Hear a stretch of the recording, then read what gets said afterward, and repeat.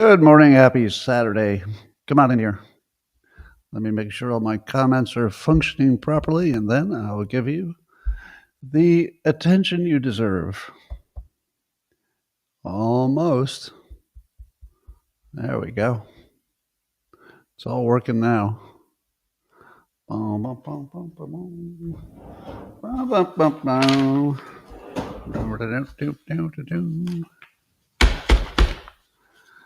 Good morning, everybody, and welcome to the highlight of human civilization. It's called Coffee with Scott Adams, and I'll bet you never had a better time. But if you'd like to take a chance on taking this up to a level that nobody's ever seen with their tiny, shiny human brains, all you need for that is a cup or mug or a glass of tank or chalice, a stein, a canteen, jug or flask, a vessel of any kind. Fill it with your favorite liquid. I like coffee. And join me now for the unparalleled pleasure, the dopamine end of the day, the thing that makes everything better. It's called, that's right, the simultaneous sip. Go.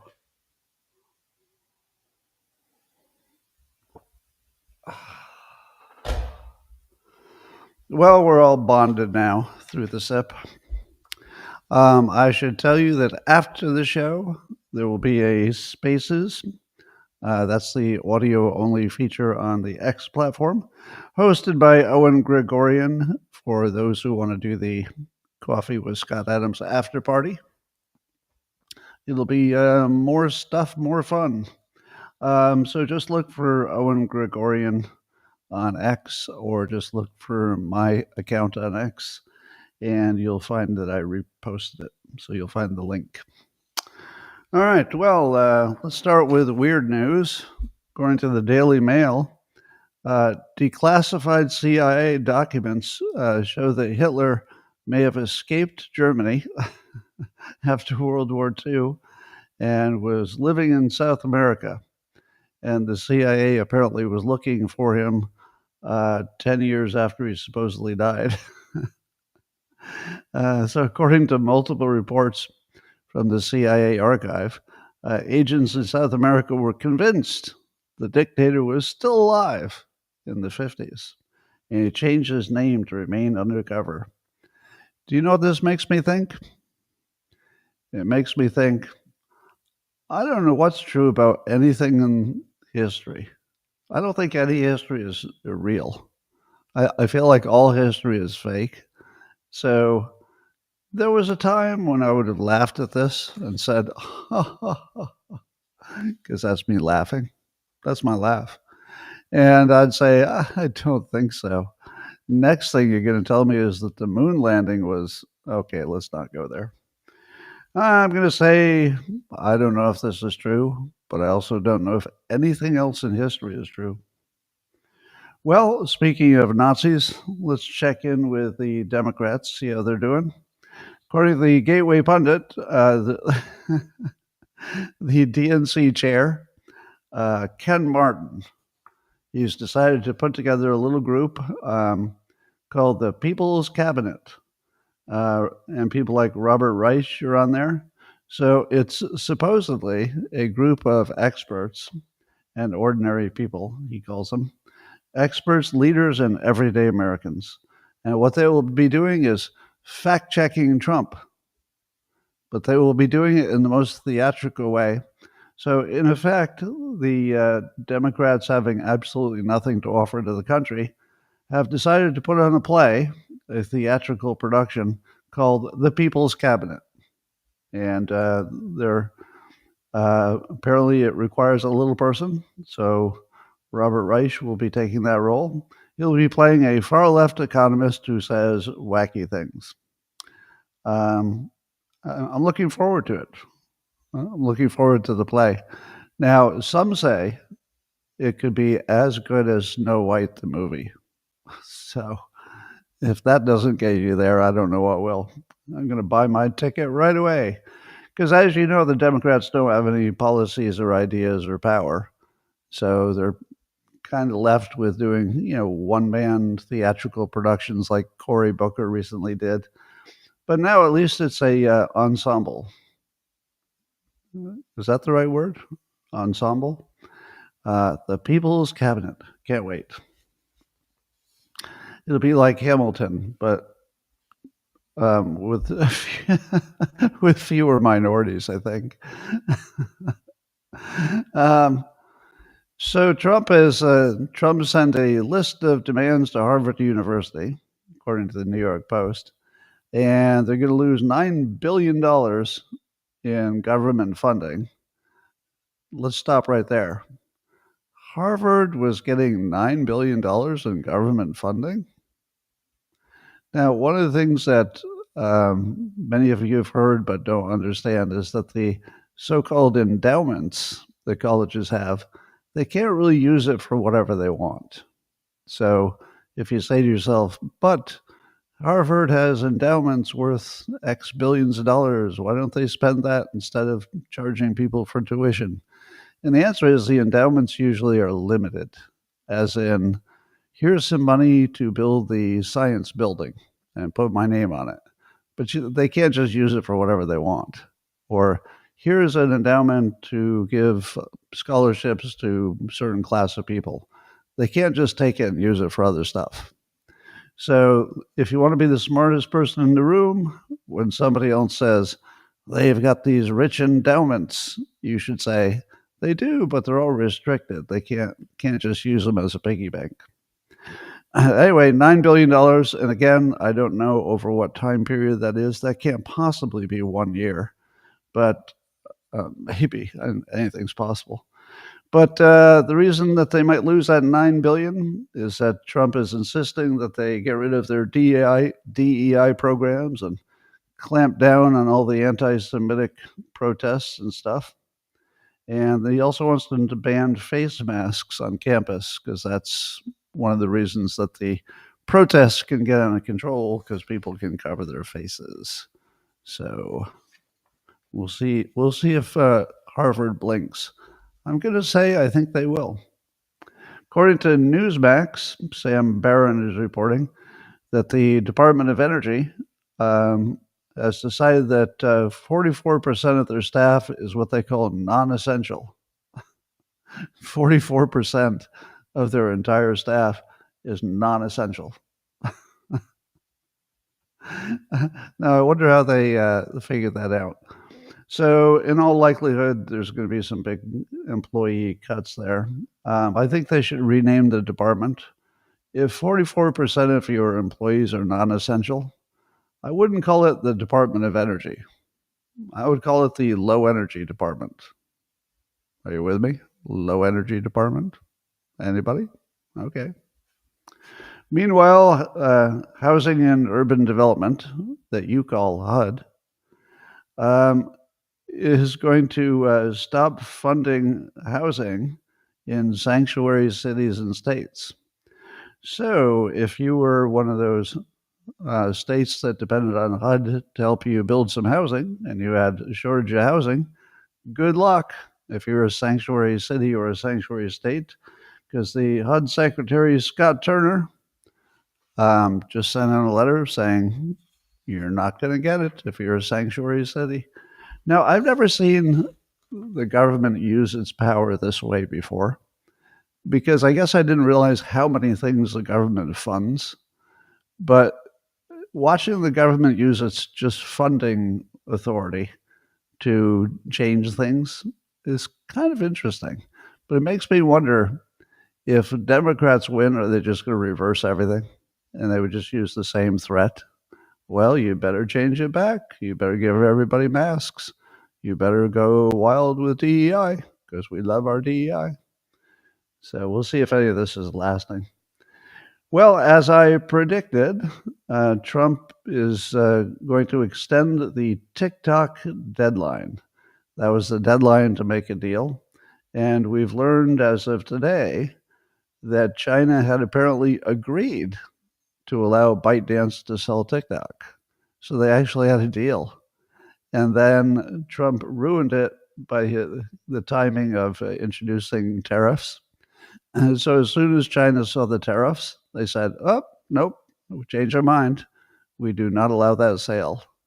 So China, being smart and brutal and ruthless in a good way, at least from their perspective, a good way, knows that they have a bargaining chip, so they're going to use it. Now, I think that, for however many $1 billion are at risk, the damage it would do to Trump if it just got closed down in the United States might be worth it for China. They might say, well, China was only going to make, I don't know, 30 or 50 billion dollars, and we're a big country, we can handle not making that.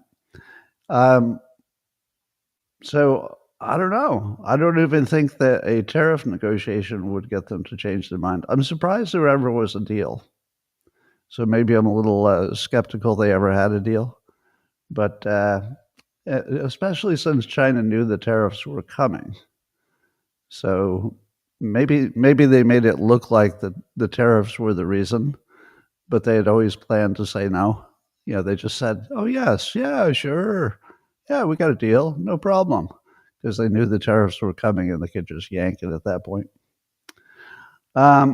According to The Hill, Biden had proposed a rule that it looks like the Trump administration is going to ignore. And the rule would have been that if you had a body mass index of over 30, which would put you squarely in the obese category, I believe, that you would have been able to use your Medicare or Medicaid to get those GLP-1 weight loss drugs that are so popular. And it looks like that's not going to be happening under Trump. So if you're on Medicare or Medicaid, and RFK Jr. has said that he wonders why those drugs are made in other countries, but they don't give us the same version that they allow in their own country. Does that worry you a little bit? The drugs come from other countries, but they won't sell the same drug that they give to us in their own country. Now, I don't know what's up with that, but I don't like it. That sounds exactly like ours must be more dangerous than theirs. I don't know. But here's what caught my imagination. You know how I always make fun of Democrats for not understanding human behavior? Let's just see if all of you come to the same impression.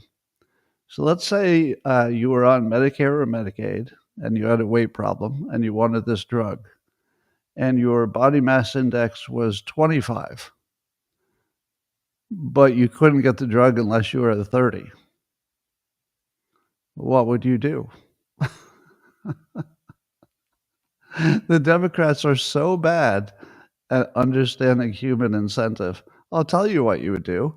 You would eat like crazy until you were 30, and then you would go get the drug, because the drug would take you all the way past 25 and keep going. So it's not like they're going to deny you the drug once it's working. Once you're on the program, you get to lose the weight. So yes, all the people who are close to 30, they would be incentivized to just eat terrible food until they reach 30. And then they're like, I think I reached it, doc. And doctor would say, oh, finally, I can get you this free drug. Now, do you tell me there wasn't one Democrat who understood that would have been just a nightmare? There's no way that wouldn't have been a big problem, but I don't know. So we'll see. RFK Jr. says you should eat right and exercise, and that should be your first line of defense. That hasn't worked for people yet, at least for the obese. Obviously, they know that they should eat right and they know they should exercise, but they weren't doing it. So obviously, this drug has a place. Well, President Trump has called on the Fed Chairman Jerome Powell. Now, he doesn't have control over him. The Fed is an independent entity, so it can do what it wants. But Trump's trying to embarrass Powell into cutting interest rates on the 10-year Treasury. Because the 10-year Treasury has fallen below 4%. So at one point it was above 5, not too long ago. But between the tariffs and maybe some other stuff, interest rates have drifted down. And this would be a terrific time to give everybody a little raise if they're paying anything on interest. So, well, at least anything that's going to be adjustable. But more importantly, apparently the government has to refinance something like $9 trillion pretty soon. And the difference between refinancing it at 5% and 4% is really, really big. So the theory that I mentioned yesterday, that the big play with tariffs might have been to tank the stock market temporarily, because then people move their money into bonds. And if they have their money in bonds, supply and demand causes the interest rate to go down. And then you refinance your trillions and trillions, and then slowly you can let the stock market come back to the level you want. Now, if that's what the Trump administration had in mind the entire time, and honestly, it's starting to look that way. It's starting to look like that was always part of the plan. Not the only plan. I think he genuinely likes tariffs and negotiating and all that. But it could be that one of the biggest gains is this interest rate thing, and it's almost hard to put a value on it, because it might be almost impossible to negotiate our own debt. We could be in quite a bit of trouble unless we get this lower interest rate. And now the table is set for it. But I don't know that Jerome Powell is going to want to look like he was influenced by the president. So I don't know that Trump is playing this right, because he's putting Powell in a position where he's supposed to be the independent guy. But if Trump is publicly saying you should do this and then he does it, it's going to look like he got influenced.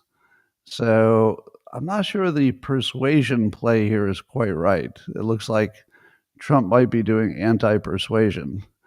On the other hand, Powell is going to have a lot of explaining to do if he doesn't do it, because everybody's going to be hurt by it, and it's going to be a lot of pain for the country.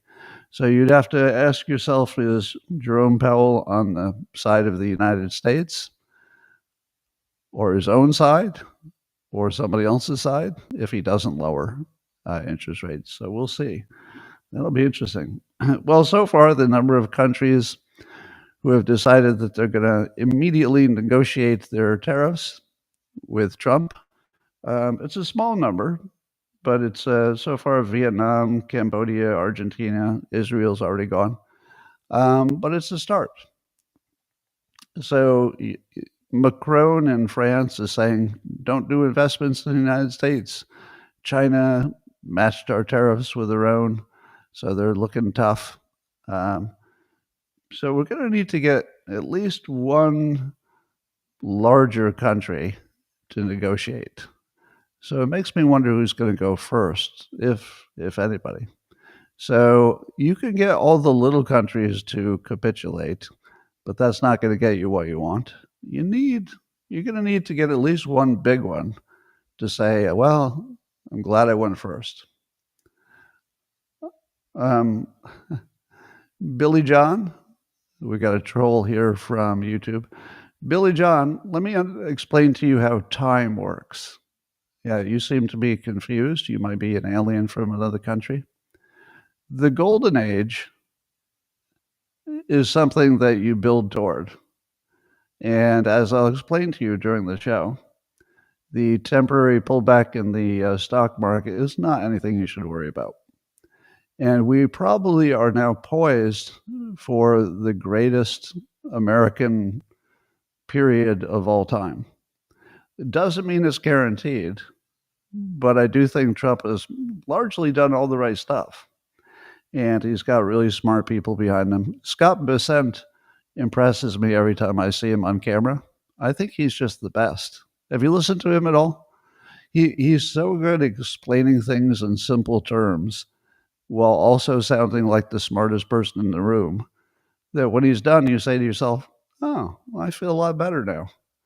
Yeah, if you hear Trump say some stuff, you think to yourself, I don't know, is he just in salesman mode?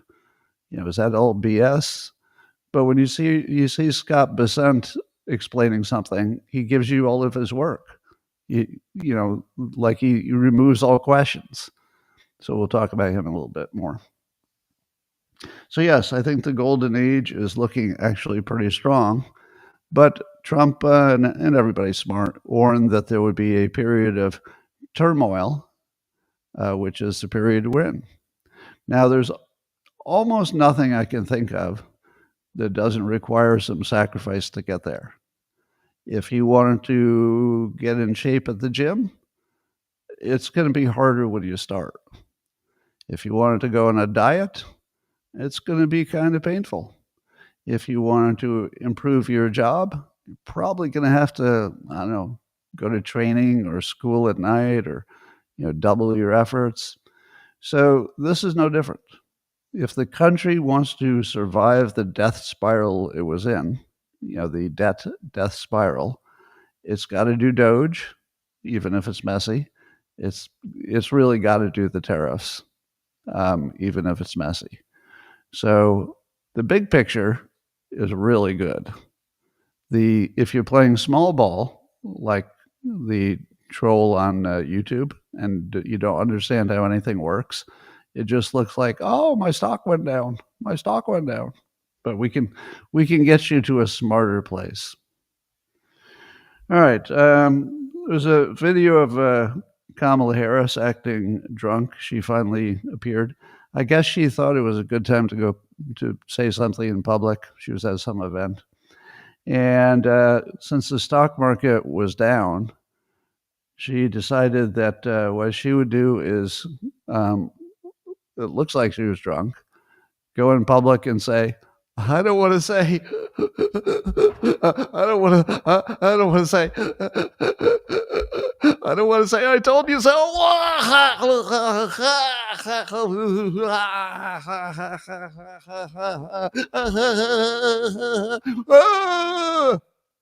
That's my Kamala Harris impression. Pretty good, wasn't it?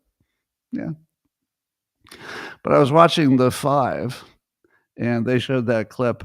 And Piers Morgan was on the show that day, and he just said, she looks drunk. And I think Jesse and Greg were sort of on the same page. And I'm so confused why we can be in a mode where there are now a couple of books out where people are admitting that, the insiders all knew that that Biden was, mentally disabled. And I'm thinking to myself, the insiders, everybody who had a television or could hear or see knew that he was mentally, disabled. And we could see the same thing, exactly the same thing with Harris. She's clearly inebriated in public on a regular basis. And are we going to just do the same thing? Are we just going to wait a few years and then somebody will write a book, when she seems like she's not a threat anymore? Somebody's going to write a book and say, oh, yeah, we all knew. Everybody knew. We tried to take the drink away from her, but she fought us. Looks like that's what we're going to do. We're just going to repeat the same thing and act like we're surprised again. So that's coming. Speaking of books, so one of the two books that alleged to have the inside story of what was happening during the Biden-Kamala changeover, the book called Fight alleges that Harris and Walz were completely shocked that they lost the election. And they were actually asking their staff if they should do a recount. So I wonder if at any point they asked themselves, was this rigged? Because I'll bet they did, even if it was only privately. Don't you think they said to themselves, everybody said we were going to win? And apparently they've been shown, they've been looking at polls that were just the ridiculous rigged polls. Yes, I think some of the polls were rigged. So I guess her staff, they must have put him in this weird position where they thought, oh, we're definitely going to win. And then she had this surprise of her life. Anyway, so apparently, according to this book, she blamed Biden for staying in the race too long and said she could have won with more time. Okay.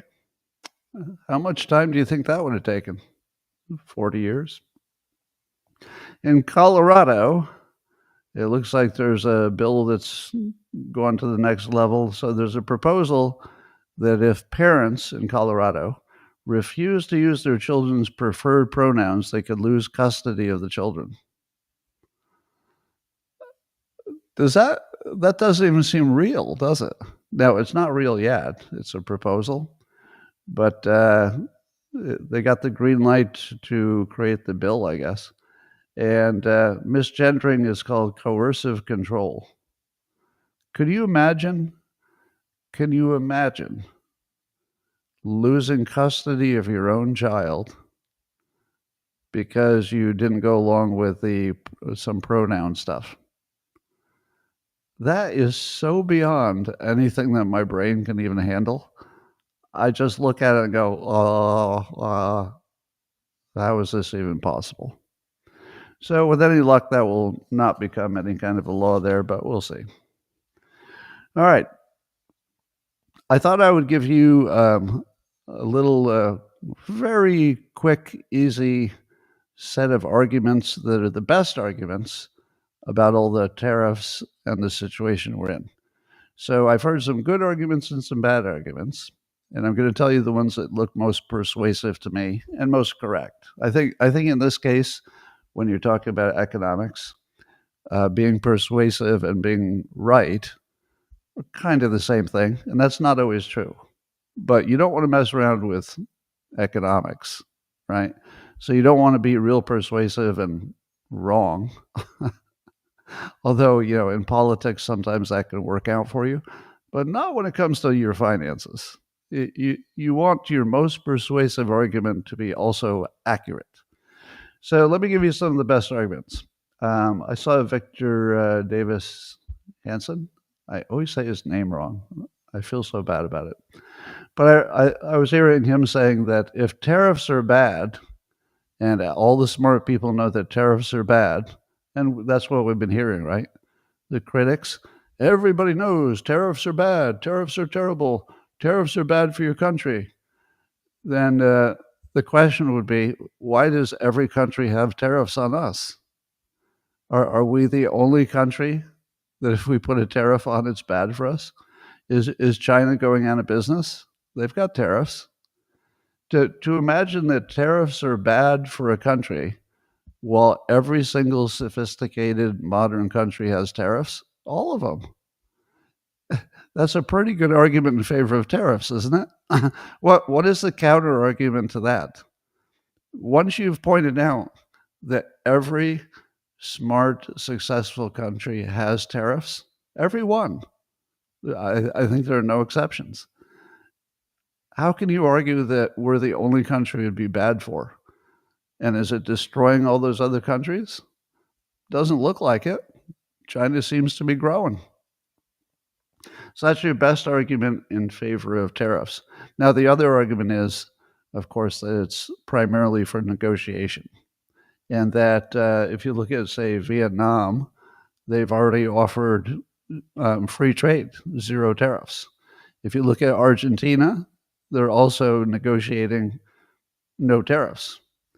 So if you look at it as a negotiation, it's a slam dunk smart thing to do that's already working, because at least two countries have already said, yep, no tariffs.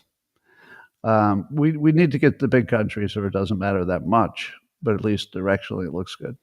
All right, so those are your two arguments. Every country does it, and it's a negotiation. So if you like no tariffs, this is how you get there. The only way to get to no tariffs is to put one on the people who you think you can negotiate to get rid of them on both sides. Then there's the stock market argument. I guess the stock market was down $6.6 trillion in market value. Never, I always tell you, ignore any numbers that don't come with percentages. In this case, the percentage is the thing you should look for in the stock market, not the number. But here's the first part of the argument. It is completely normal and completely predictable that there will be 10 to 20% pullbacks in the stock market for any number of reasons. Sometimes it just gets ahead of itself. Sometimes there's, some big impact in the country like COVID or something else. But there is no world in which you can go for 20 years without a 20% pullback. There's just always a pullback. This just happens to be the reason it's happening at the moment. So I guess it's NASDAQ is already down 20%. That's the most normal thing in the world. If you own stocks, and ideally you didn't need to cash them out right away, it shouldn't make any difference to you that it went down 20%. Because I think this would be my third or fourth time in my life, in my adult life, where all my stocks went down 20%, and 100% of the time they came back. All right. So the first argument about the stocks is that if you didn't sell it, you didn't lose anything. And 10 to 20% correction is completely normal for any number of reasons. This just happens to be the reason right now. Then I'm going to give you another argument that I worry might cause you to buy or sell stocks based on this advice. This is not advice.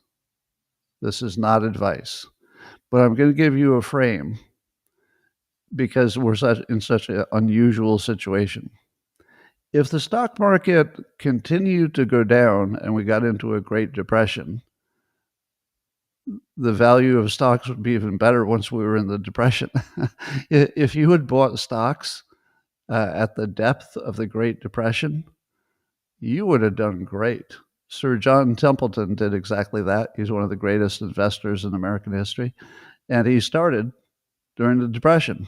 And he said to himself, either the entire country is going to go to hell, in which case nobody's money is worth anything.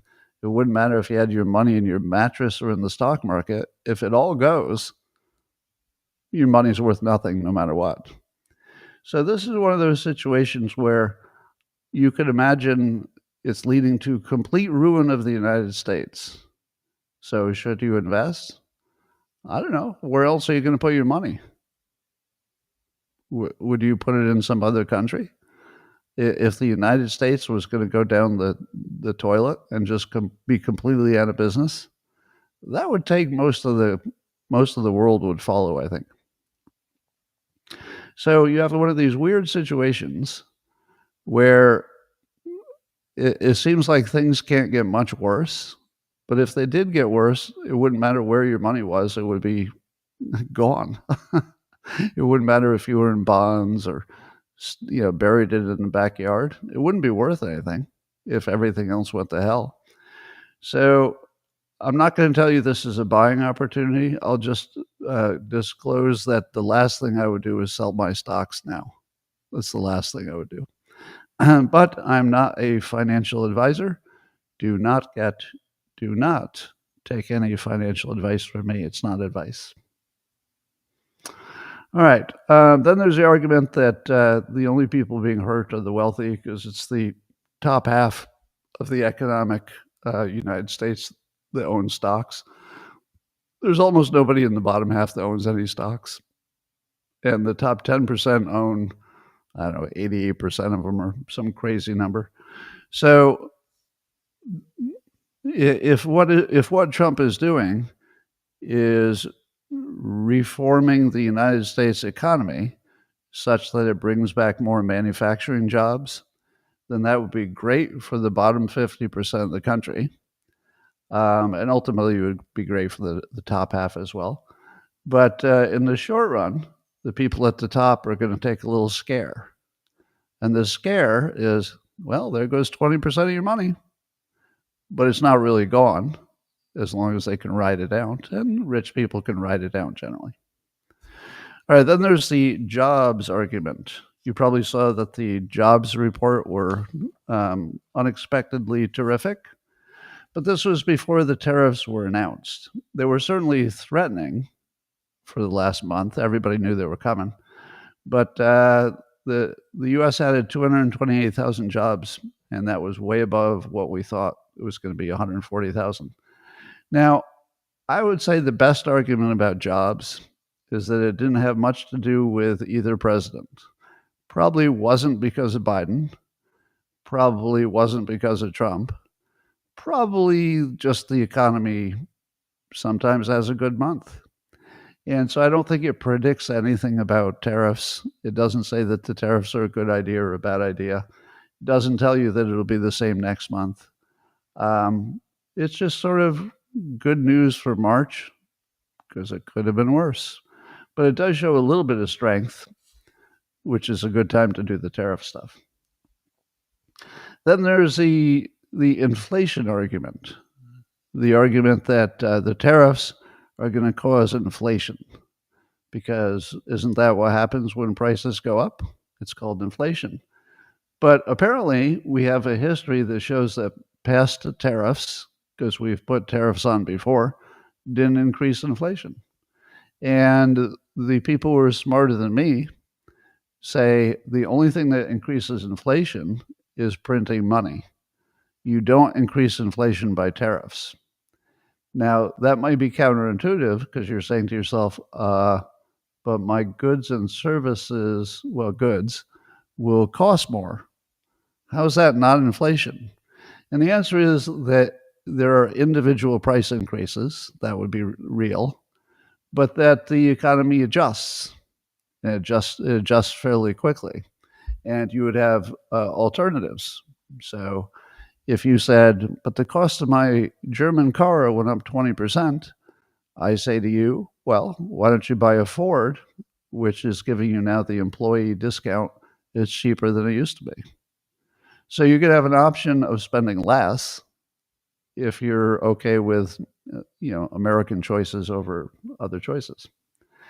The other thing is, in the long run, of course, if manufacturing comes back and we can make our own products, prices could drift down, potentially. But also, if food and energy prices went way down, your overall inflation rate would look pretty good. And it turns out that if we make and sell all of our food to Americans instead of selling some of it overseas, it might actually be cheaper. So food prices could go down. Egg prices are down. We might find that food prices are not that affected by the tariffs. But oil had just reached an all-time low. If every one of our goods and services went up in price, but oil went to an all-time low, it might cancel out, because oil and energy is one of the biggest expenses that goes into any product. So you might end up finding out, the economy looks like it took a big hit, which causes the demand for oil to go down, which causes the products to cost less. So the argument on inflation is that the only thing that causes it is printing money, and that tariffs can cause individual prices to go up in the short run, but it doesn't cause inflation in the long run. That's the argument. Then there's the trade deficit argument, where most of the countries we're dealing with, they sell us way more things than they buy from us. And I've seen two arguments from smart people. One said the trade deficit is nothing you need to worry about, because it's just numbers on a piece of paper. And it doesn't matter that we're buying more than we're selling. I'm not sure I buy that. The other argument is the opposite. That says over time, if you're only buying more than you're selling, then you're probably printing money to cover the difference, and you're basically going to be in a business eventually, and we may have reached eventually. So I do think we have to figure out that trade imbalance thing. So I think the best argument is you can't go forever with trade imbalances, but you can definitely go for years, as long as you're willing to print money to make up the difference and you reach the end of that working. So we're probably at the end of that working. So trade deficits, we probably do have to fix. Then there's the Smoot-Hawley Tariff Act of 1930 argument. And the argument is that when the U.S. put tariffs on other countries in the 1930s, it was one of the triggers to create the Great Depression. Now, the problem with that argument is that it's an analogy, right? Even though you say to yourself, well, it's not an analogy, it's exactly the same thing. It's putting tariffs on things. But no, this is not 1930. There are too many differences. The biggest difference is that I wasn't there in 1930, but these tariffs are for primarily negotiation purposes. Was that true for Smoot-Hawley? When Smoot-Hawley put their tariffs on, did 5 countries immediately contact the U.S. and say, hey, how about we all drop all of our tariffs? Because that's what just happened with these tariffs. So I don't think you can compare a country that was teetering on the edge and wasn't using it for negotiating with whatever's happening today. There would be just too many differences.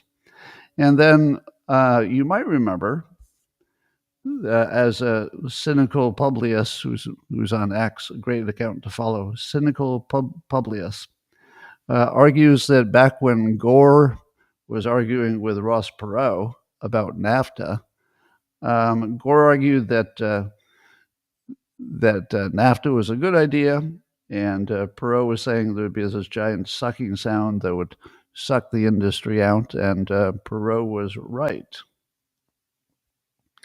So apparently, Perot's argument that we should have some trade barriers, which you would think typically would be bad, probably was right. So when you think about things that limit trade, you can't really just compare 1930s to today. There are just too many differences. So some are saying that, I saw the Wall Street Journal had an opinion piece, that China had a good week, meaning that things are looking good for China because of this, they just have some kind of negotiating advantage.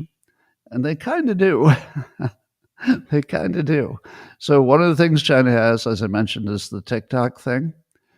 Trump has a lot riding on the TikTok deal because I think one of his biggest funders is an owner of it and needs some kind of an exit or some kind of a deal to not lose all of his billions. And, Trump's put his reputation on it. And now China just yanked it back. So now they have something to negotiate with, in addition to the tariffs themselves. So then there's also China has those Panama ports that we don't want China to be controlling. But I don't know, does that work for China or against it? Because we could always just go in there and just take it. And I don't think China would start a war over it. So that's part of the negotiations. But I saw today a source that said that China's exports, only 15%, 15, is to the United States. And then I said, that means that they're not dependent on selling things to the United States. It's only 15% of their exports. It seems to me they can ride this out pretty well. So they probably played this exactly right by just matching our tariffs, which are unsustainable in either direction probably. Whereas we might need the things they have, like their various parts that are necessary for our industries and the rare earth minerals, etc. We might need them a lot more than they need us, and that surprised me. If you had asked me how much of China's exports go to the United States, if I hadn't looked it up, probably would have guessed north of 30%. And if that were the case, then we would have a pretty good negotiating position. Because, 30% of what they export, they're not going to lose that. But 15 is right at the point where they could say, you know what? There are other people who will buy these things. It's not like we're even going to lose any sales. We'll just sell it to Russia instead of you. We'll just sell it to Japan instead of you. So China is in an unusually strong position. So I don't know where that's going to go, but I hope Trump has some negotiating tricks in his bag. Well, according to Fox News, the military looks like it might cut 90,000 troops because of budget reasons. Now, does 90,000 sound like a lot? It does. But we're also entering the drone, age. So if these 90,000 people can't operate drones, I just don't know if we needed them that much. So I guess we're going to have to rejigger our entire military so that we've got, the right mix of people. But it's going to be drone operators, drone experts, drone retrievers, drone defenders, drone everything. So probably 90,000 is survivable. You probably heard that a federal judge ordered that what would you call him? I'll just say that individual that the Trump administration had shipped off to the El Salvador prison system, and the federal judge said he did not have due process. There's some question whether he was ever an MS-13, but apparently he'll be brought back. I don't have an opinion on this because if you don't know for sure if he was part of MS-13, Pam Bondi seemed to think he was. I don't know if the evidence for that was good or not, but I don't mind that we correct. So it looks like this was just an error. And he already had a court order prohibiting from being deported specifically to El Salvador. So I think the administration admitted at least that much was a mistake, that they didn't notice that he couldn't be sent to El Salvador because of specific dangers there, I guess.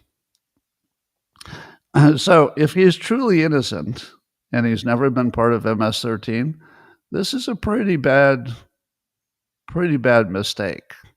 But we also live in a world where things don't work perfectly, especially if you're moving fast and you're trying to save your country. So I'm not gonna defend it. I'm just going to say, unfortunately, we live in a world where this can happen, and I don't have any further opinion on it. Well, Trump's tax plan is being hammered out in Congress, and the Republicans are going ahead with what they call trillions of dollars in tax cut extensions because we don't want the current tax system to time out. It was scheduled to time out, and then taxes would have gone up. But he wants to increase some border security and some military. It looks like Rand Paul and Susan Collins broke with the party and voted against it. But what they're working on is what they call a fiscal framework. You know what that sounds like? If you said, hey, I'd like you guys to come up with a budget. And instead of coming up with a budget, they came up with a fiscal framework. Would you think that they had done a job? If this were corporate America and you knew that all these people were working on a budget, but what they returned to you with was a fiscal framework, that's almost like not doing work. I mean, it's pathetic, honestly. And it just signals a completely broken process. No, we don't need any frickin' fiscal framework. Just give us a budget, or maybe give us a few of them so we can pick one. But no, I don't want a fiscal framework. All right. You may have seen this clip. There was a guest on CNN named Ashley Ellison.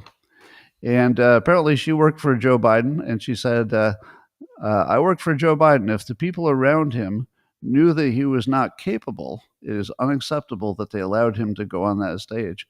And her excuse was that she worked for Biden, but she didn't spend time around him. So therefore, she was surprised to find out he was mentally degraded and the insiders knew it. To which I say, nice try, Ashley Allison, trying to cover your ass. The rest of us knew it just because we had televisions and eyes. You did not need to spend time around Biden to know that he was mentally degraded. We've been over this. But I think all the Democrats now are trying to find a get out of jail free card where they can give you some reason why it wasn't really their fault that they were supporting a candidate with no brain. And this was a good try. If you weren't paying attention, you might say to yourself, oh, okay, well, they lied to her. I guess she's mad at those other Democrats, and this must be the honest and smart one, because it sounds like if she'd been in that situation, she would have told people. No, she's just another Democrat liar who absolutely knew he was mentally degraded because everybody did. Everybody who had eyes knew it. So don't lie to us, a year later and say, well, I didn't spend any time with him. How could I possibly know? Now, do you think she also doesn't notice that Kamala Harris is often inebriated in public? I guess we'll have to wait for a new book to come out. And then people will say, well, I didn't spend much time around her, but, how could I possibly have known? Just watch the videos. Just look at her. It's kind of obvious. Pierce Morgan knew. So we learned a little more about that mineral deal with Ukraine that kept falling through. Scott Bessent was on talking to Tucker, and here's what he says. So he says that apparently Zelensky had guaranteed that the deal was on, and then kind of threw the U.S. under the bus by, going into the White House and then acting like it wasn't on, or he was still negotiating and blowing it up. And here's what Scott Bessent thinks is the real reason the deal looked like it was going to be signed, but then wasn't. Now, this is his own speculation, but he's pretty clever, so I think I'm going to go with him on this. He said to Tucker, quote, you know who doesn't sign that deal? Someone with their hand in the till.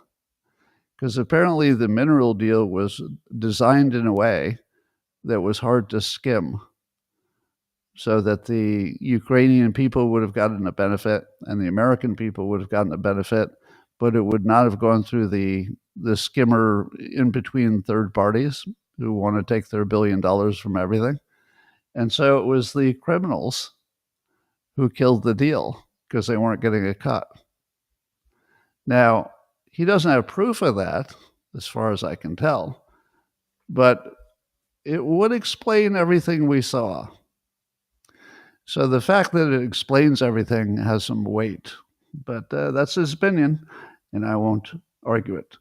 I guess the Supreme Court gave Trump a win on the DEI funding for schools, so now he's going to be allowed to block $65 million that the Department of Education otherwise would have granted to Democrat NGOs to promote DEI in schools. It's amazing to me that DEI is just flat out illegal, and we still have to fight to defund it. How many illegal things that are obviously illegal, and the government has, the current administration has declared illegal, how hard should you have to fight to not give money to the illegal thing? It's just incredible. Speaking of that, James O'Keefe got on Hidden Video on his OMG company there. He got this NIH official. He said that he was coaching researchers how to work around the DEI ban by using the word ancestry instead of race. Oh my God. And, it's just a typical white guy. And it's always the white guy. I feel like, the worst offenders are the white guys who just can't let go of their DEI because they have their jobs. So they want to make sure that, no white guy coming up can get their job. Then FBI Director Kash Patel says he's going after China's influence on American farmlands. So you know the issue. China has bought a whole bunch of farmland in the U.S., and a lot of it is near our military bases. But to me, this seems like as big an issue as it is. It seems to me like it's one of 1,000 things that China is doing to the U.S. every day. Apparently, China's expenses for spy stuff on the United States is just through the roof. That's Fox News was reporting on that. Then the European Union is still trying to censor Elon Musk on X. So interesting, engineering is talking about this. So the European Union, the regulators are trying to levy a $1 billion penalty against X. And it's because that they violated their European Digital Services Act, according to the New York Times. Now, we assume that all this is just a way to get to Musk and defang him, and also to destroy free speech in the United States, because X is the primary place. And if they can find a way to make it impossible for Musk to stay in business, then the last bastion of free speech in the United States will be destroyed by Europe. Probably with the help of Democrats in this country, but by Europe. Now, I've got to say this puts the future of NATO very much in question, because I'm not willing to defend a country that's destroying free speech in the United States, no matter how cleverly they do it. And this is kind of clever. They're fine, they create a set of laws and then act like it's for everybody, but then they really go after X and try to put him out of business. Unacceptable. Absolutely unacceptable. Now, whatever Trump does, and I assume he'll respond to this, whatever Trump does in response, it should be a 10 out of 10. In other words, we should never have this conversation again. We should never, ever be talking about Europe ending free speech in America. If they bring it up again, I would just say, we're out. Good luck with Putin, and just remove all our assets and say, good luck. But I definitely wouldn't change anything at X if that's possible.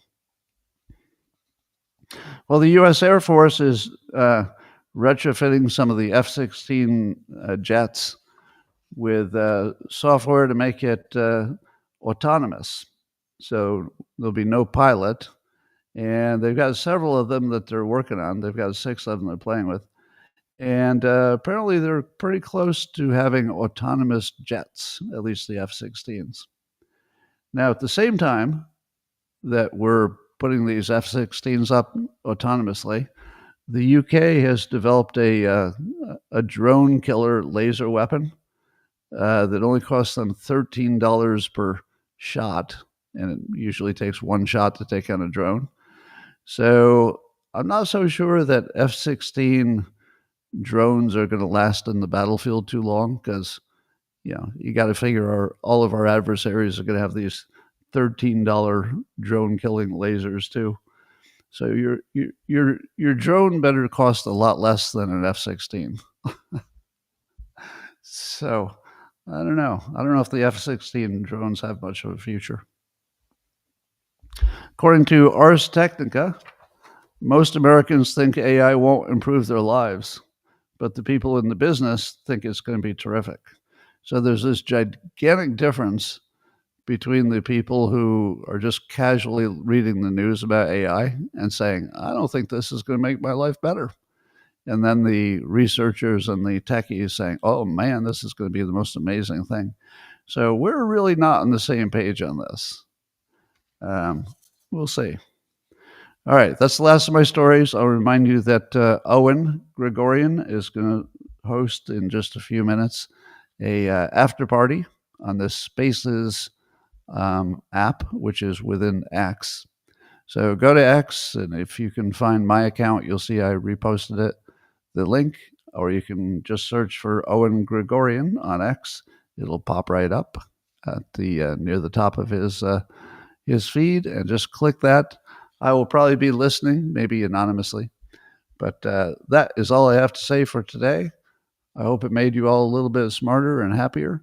And I will see you again tomorrow, same time, same place. And I'm going to say hi to the locals people privately in 30 seconds, but I don't want to hold you up too much from going to join the spaces.